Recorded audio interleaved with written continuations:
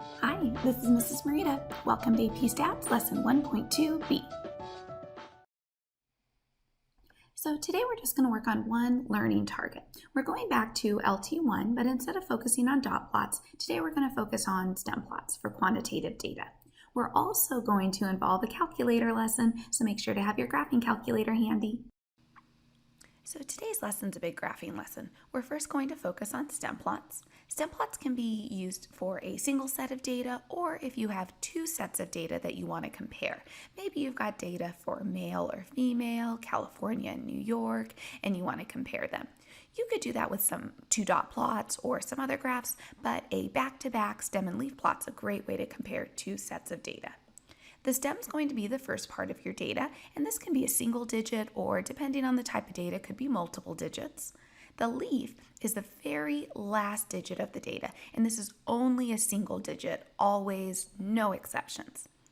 Last, your plot must always come with a key. There isn't a lot of labeling going on with your axes, and so it's super important with any stem plots that you include a key with the appropriate units. So before we make a stem plot on our own, we're going to look at a couple examples of variations on stem plots. The first stem plot on the left is the most basic of your stem plots. You've got your stems on your left, your leaves on your right, your key at the bottom, so they're emphasizing a 3/2. So if your stem is a 3, your leaf is a 2, that's going to represent 3.2 feet. And we're looking at the throwing distance in feet of a baseball. I do want to bring your attention to the 9 stem though. Notice that there aren't any leaves for the 9 stem, but we do need to include it. You're not allowed to skip any digits in your stem, even if you're missing data. Well, I guess you're not missing data, we just didn't have any data like that. So when you're doing your stem and leaf plot, that's emphasizing a gap in your data, and that's really important when we're visualizing the distribution.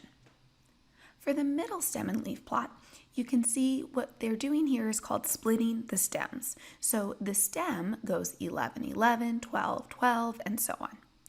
The first 11 is going to be an 11 with a decimal value if you look at the key in this part. So the leaf would be anything from a decimal value of 0.0, 0.1, 0.2, 0.3, 0.4. But as soon as you get to a 0.5, that would jump to the second 11 in the stem. So by splitting the stem, we're actually splitting the data into the lower half and the upper half that correspond to that stem. Notice in the key, we do use stem and leaf plots a lot with percents and decimal values. This is looking at the state's residents aged 25 to 34, where a 12/1 means 12.1% of that state's residents would be between the ages of 25 and 34. And then the last stem plot on the right, this is an example, it's a little small one, but this is an example of a back-to-back stem and leaf plot. So stem and leaf plots are great when you're comparing two different distributions. There isn't some three-dimensional method to compare more than two distributions, but here we're looking at a doctor 1, doctor 2, and the age of the doctor's patients.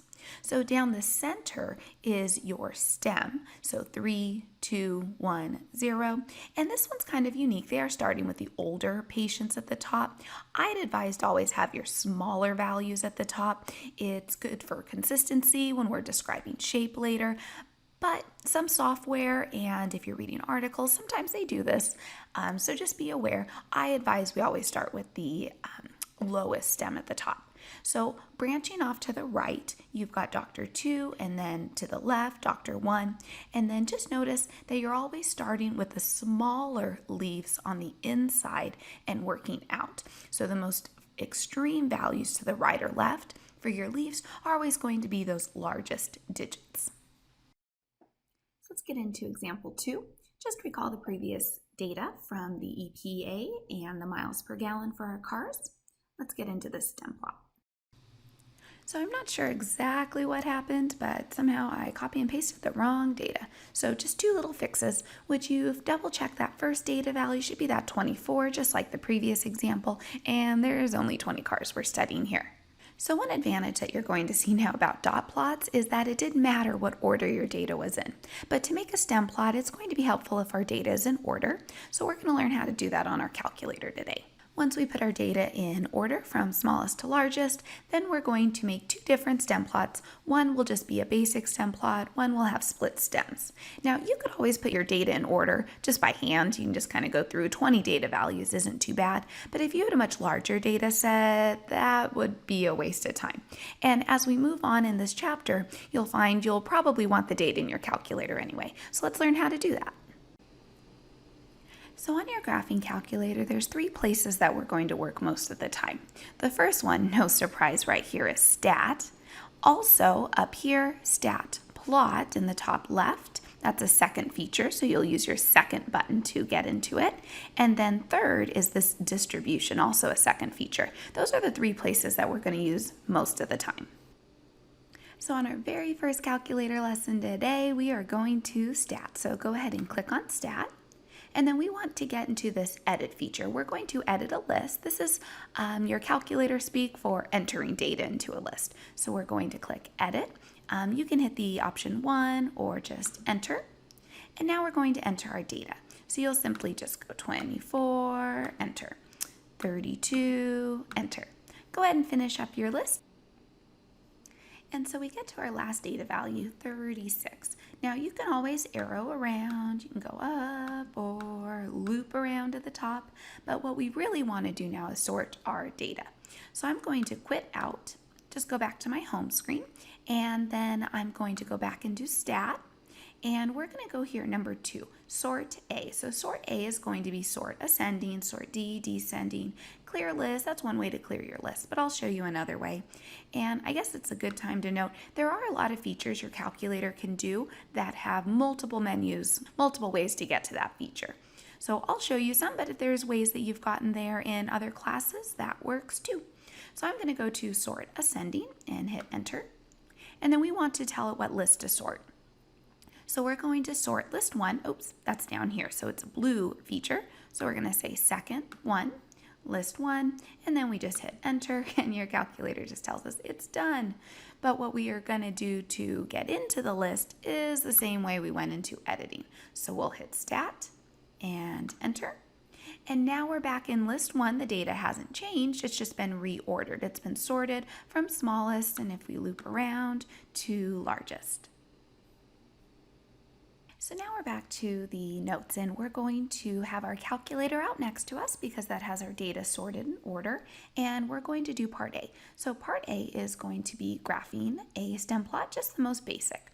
And so when we draw our stem, we're looking at our data from smallest to largest. We see the smallest value has a 2 in the tens place, and then we have data that have 3s in the tens place and 4s, but we don't have anything after that.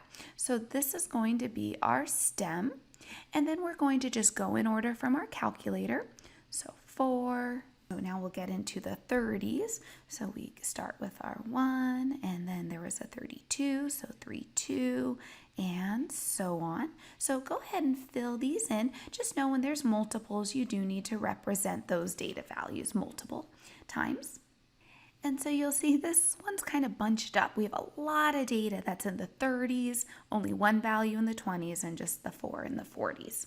When you're making your stem plots, you want to make sure that you're stacking these up. So you try to stack up the digits so a digit of a 1 doesn't take up any more space than a digit of a 6.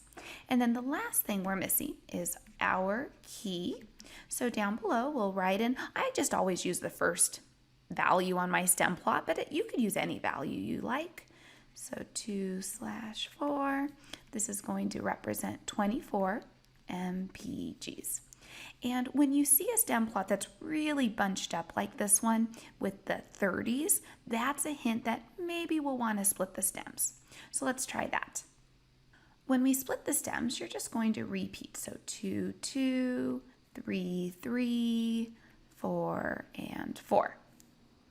And then we'll go through, and we've got the 2, 4. This would be any data value here from 20 through 24. That's what would go here. Now we don't have any data values from 25 to 29, so that's going to just be blank. And then for the 30s, we have a 31, 32, No 33s, 34s, 35s. Oh, 35 wouldn't go there anyway. But then we get to our 6s. So go ahead and finish this one up and then we'll check. I had to scoot over a little bit to get that second stem of 3 to fit. So when you're looking at this one, you can see we still do have a lot of data grouped up around that second 3. You could actually split stems further. There's not a nice way to split it into 3s, but you could split it so you have each stem written 5 times. So each one only represents those 2 digits. But that's very rare. You wouldn't have to do that on the AP exam, but that might be something provided to you so you could answer questions about it.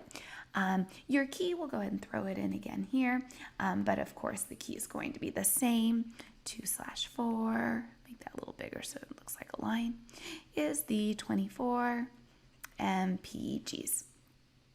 Also, this last part, this 4 right here, if you wanted to leave that off, you absolutely could. We don't have any data there. Because it's on the very bottom or the very top of your stem plot, it's not necessary to include it. But what you cannot skip is this 2. This 2 has to be included because it does emphasize that there is no data values between those lower 20s and the lower 30s.